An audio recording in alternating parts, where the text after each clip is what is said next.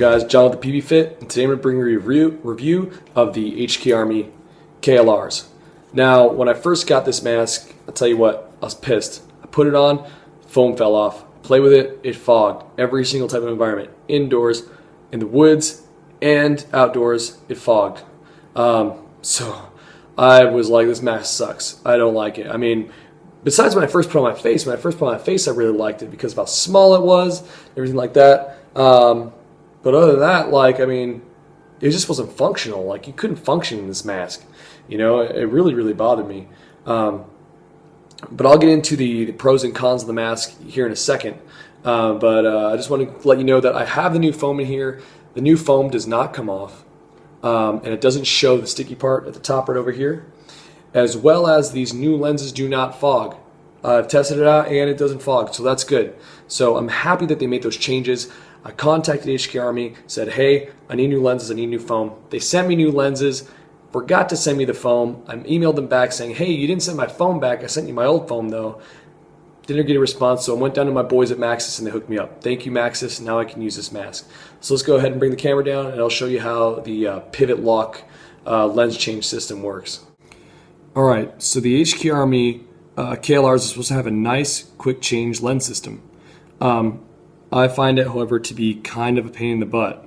I don't think it's the worst lens change system. I think there are definitely worse out there, but it's not the best, and I'm going to show you why. First of all, you got these two tabs on the inside here. I don't know if you can see it. There's one right there. There's one on the other side as well.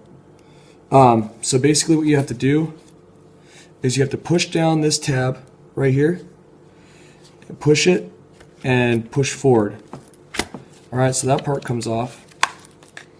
Alright, now the ears are kind of stay on that little, screw, I guess, that goes on there. And you push down on the other side as well, right here. Push down the bottom. See, it's kind of hard in the beginning, this.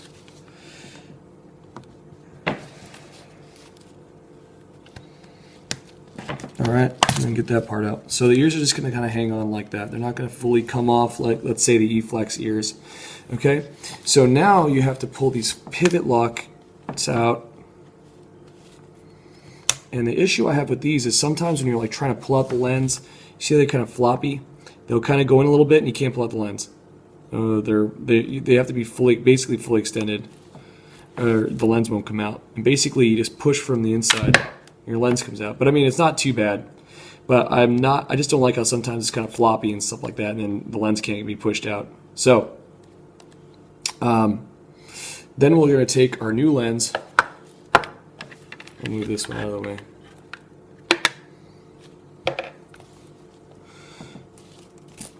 Alright. Got to make sure that these are out again. So you're going to take your new lens and kind of push it in. Okay.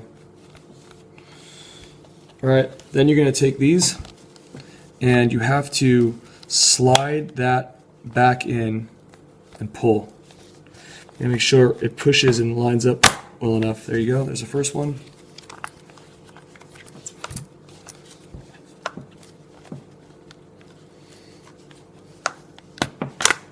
Oh.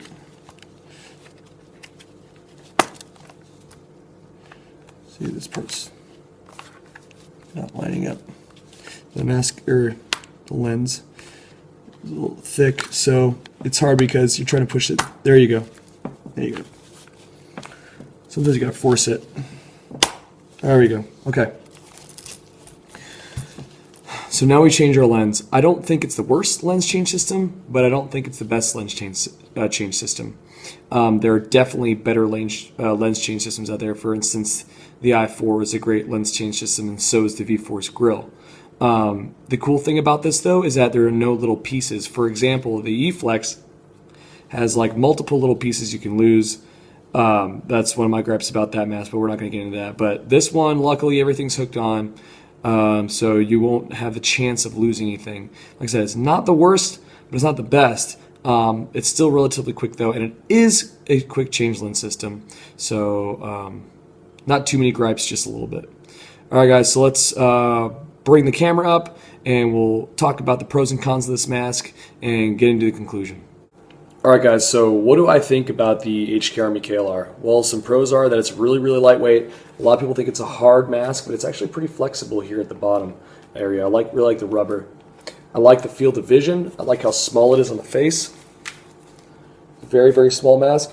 Very similar to the KLRs. The I4s. It's it's a lot more breathable than people think.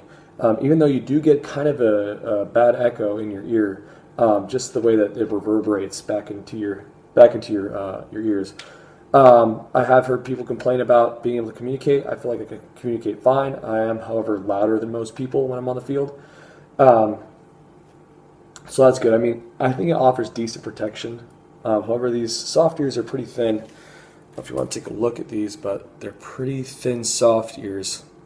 So if you get shot in here, you might feel it, but they do have rubber casing on here. Like I said, the field of vision is good. These lenses that they've updated them are great. The foam is okay. It's kind of a weird foam. But honestly, I ended up getting used to it and liking it. It's pretty soft. I mean, like the texture is like velvety, I guess. I don't know. I ended up liking it. Kind of weird, but I ended up liking it. Nice strap, less silicone beading on the inside. Like all masks nowadays, it's just given. Some things I didn't like. The lens change system. I'm not a huge fan of the lens change system. That's just me. Some people might like it, but I do like that it doesn't, no like parts that you got to take off and you could possibly lose. I don't like the plastic that they made this stuff out of. I think it's cheap looking. I mean, if you look at this stuff right here, I just think it's cheap. I think that they could have made it better.